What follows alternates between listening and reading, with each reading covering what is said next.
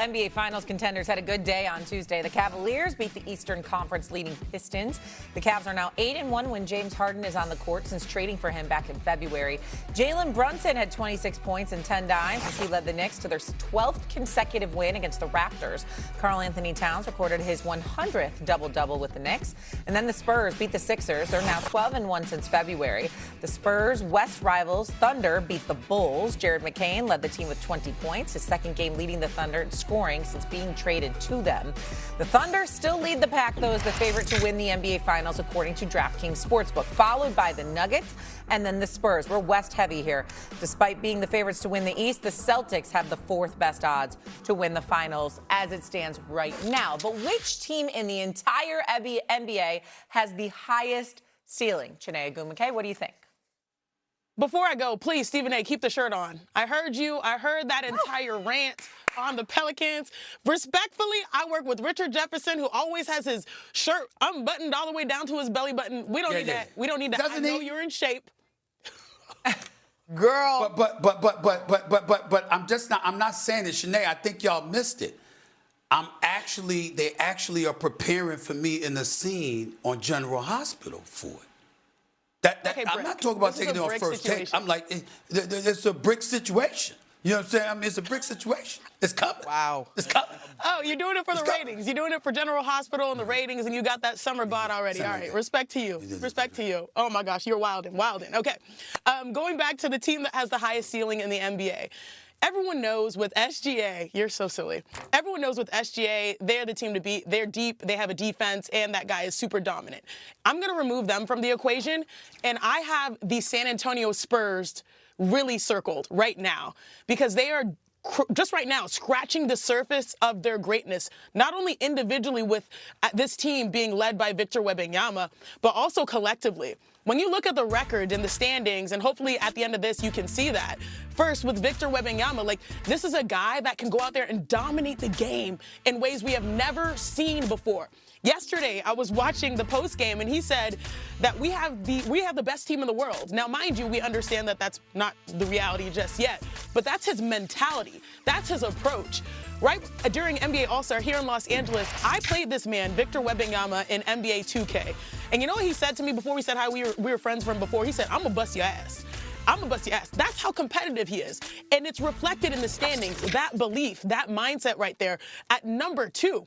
That's crazy. That was a huge jump from where the Spurs were a couple years ago, now having the best group of young talent in the NBA. And then on top of it, I think they're top 3 in defense or 4 in defense. They have De'Aaron Fox, who's averaging 20 points per game. They have Vassell. They have Castle. They have the balance on the outside. They need to make more three-point shots to keep the floor open for Victor. But I'm looking at the San Antonio Spurs as a team that has beat the Oklahoma City Thunder 4 times. You never know what you're going to get, but you do have the talent to go the distance and the young legs. So that's the squad that I have my eyes on. Monica? Sister girl, the pink is the pink, the face. You're doing your thing, my girl. Yeah. Lip color, everything. But, okay, so are we all agreeing to take OKC out of this? Is that what we're doing? Please. Yes. Yeah, all we right. can do that.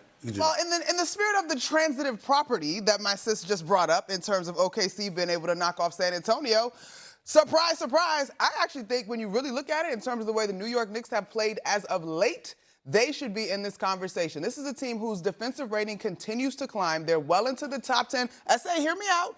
This offense is prolific. Now, the problem is, and the reason why your face looked like that, is because we have seen this pendulum swing too hard, right? In terms of their lows are super low.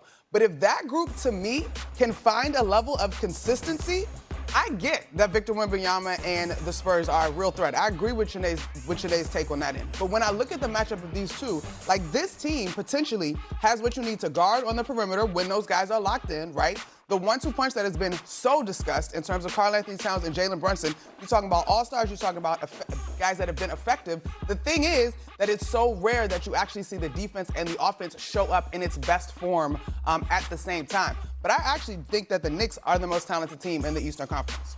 Stephen A. Not in the Eastern Conference, it's the entire NBA. Correct. But Shanae, we're doing OKC, we all agreed. I also feel you on San Antonio, but let's get other teams in the mix. And so I would legitimately look at the Knicks to be a championship squad. Stephen A. Both arguments are very compelling. But how about the team we were talking about a little while ago? The Cleveland Cavaliers.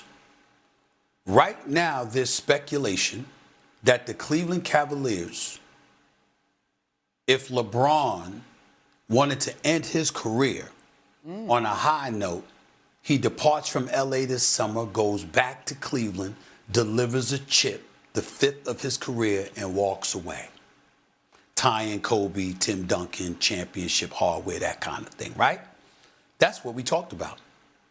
What if it doesn't come to that because Donovan Mitchell and James Harden steps up and propels the Cleveland Cavaliers to a championship? What if that happens? What if that happens with Allen and Mobley in the lineup? With this guy Tyson hitting some threes, you know, with some of the pieces that they already have in place. What if Cleveland ends up winning a championship? Think about what that would do with the franchise. And think about what that would do with the rest of us, because we were looking forward to LeBron possibly going back to Cleveland, and now that wouldn't be necessary because they'd won without him. What about that? I think that makes for an incredibly compelling story as well. I get what you're saying about San Antonio. I get what you're saying about the Knicks. But we saw a Cleveland Cavaliers team with cats sitting out inexplicably during the playoffs last year. We saw James Harden, before he arrived, not showing up in big games, meaning performing at a high level. And now he's in Cleveland, replacing Darius Garland. What if the Cleveland Cavaliers ascend to that point? That's a really, really interesting story. I can't not. Stephen A. How are we defining ceiling? Stephen A. I feel you. Go ahead, Just Shay. like your impeccably tailored suit today, you are giving stark contrast to the way that we started this show. Period. Because you were solo on the Cleveland Cavaliers to start. postseason. And now you're saying that they have the highest ceiling. Well, Time out. Yeah. Time out. That's exactly falling in line. In other words, I'm low on them right now. So if they won the championship, how high can you go? Which team has the highest ceiling? I'm saying if they pulled that off based on what we just finished talking about, that would be an incredibly big thing. yeah. My ceiling is predicated not just on this year potentially being a surprise team and challenging the contenders in the West, but also this San Antonio Spurs team is set up for years to come. Oh, wait, time out. They built it. Whoop, whistle. Yeah, Time out. How are we defining No, ceiling? the ceiling Needs is to the be NBA clarified. championship. Of this season. Of this season. I thought Which the team championship could this win season. the championship? Who changed the narrative now? Yeah, I think I agree a little bit more with Stephen A. in terms of this season. I think the Spurs are very close to what they're going to be this year. I think they're close to what they're going to be this year. But I think those other two teams, we done seen some lows with them. Look, the way I define ceiling, maybe as the tallest person here, okay? The way I define ceiling is that Fair. plenty of room to surprise you, meaning this is a team that people come in with maybe a little bit lower expectation, but they can surprise you. And we've seen over the course of the regular season that this San Antonio Spurs team can surprise you. Wemby is in the MVP conversation and is likely the favorite for Defensive Player of the Year. He had 10 points yesterday. Do you know what he was on the floor? He was a plus 41. So I look at teams with a lot of room where they can grow and also surprise you. We already know that the Cleveland Cavaliers, they have the pieces to be contenders. We already know that the Cleveland Cavaliers, if they play to their potential, they can come out of the Eastern Conference and make it to an NBA Finals. To me, the room that San Antonio not only has to show how good they can be for now and also the year to come, that's what I was going by ceiling. No one's going to say the Celtics. Well, you're going by. No one's going to say the Celtics. So here? we only had to pick one, Shay. We only had to pick one. I can make an argument for a bunch, though. But I think that's a fair call out on your part. I mean, the highest ceiling. They have the most unknown listen, ceiling, too. We're talking about the championship this year. And with the reservations that we have, we watched Wembanyama be the generational talent that he is and affect and infect this league in ways that we haven't seen before, okay? So you got to pay attention to the Spurs. And plus, they beat OKC 4 out of 5 meetings. So you take all of that into consideration. With the Cleveland Cavaliers, we've been talking about Boston. We've been talking about New York. We've been talking about Detroit.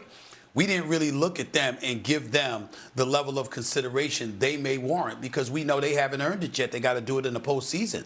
If they did that and they made a run and they ended up winning the championship, I mean, that's a huge freaking deal compared to what we were thinking about them just days ago. But Shay might be right with Boston. Shay, you might actually be right. they can add an now. All-NBA player. They're already 2 at the East.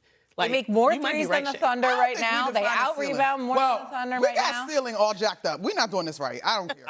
now. Maybe not, but hey, Eminem, it's fluid.